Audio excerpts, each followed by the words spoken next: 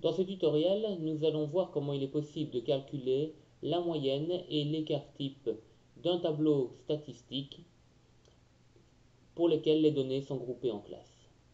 En effet, dans ce cadre, la fonction moyenne et déviation standard qui sont directement accessibles dans le logiciel ne sont pas valides puisque chaque observation, ici désignée par les différents xk, est observée un certain nombre de fois, représentée de la colonne OK. Nous allons donc appliquer les formules statistiques qui nous permettent d'obtenir la moyenne et la variance, et donc en déduire par la suite l'écart type.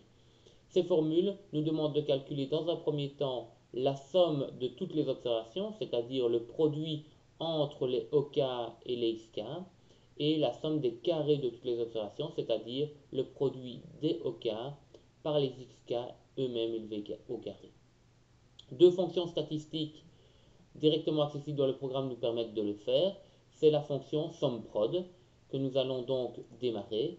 Donc je vais aller ici calculer le produit des deux colonnes XK et OK. Je démarre l'assistant fonction et vais rechercher la fonction SUMPROD en lui passant comme première matrice les différentes fois que chacune des observations sont observées, c'est-à-dire la colonne OK, et comme seconde matrice les valeurs observées, c'est-à-dire les centres de classe.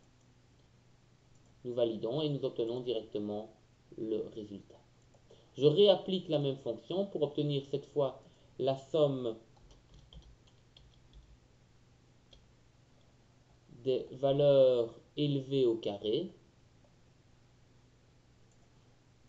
Il me suffit, comme tout à l'heure, de multiplier la colonne des OK, mais cette fois-ci par les xk carrés, donc je vais la multiplier une première fois par xk et une seconde fois par xk.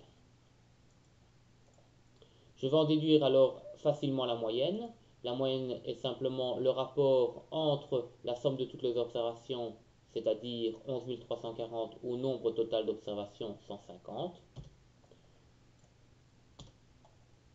ce qui me donne ici 75,6.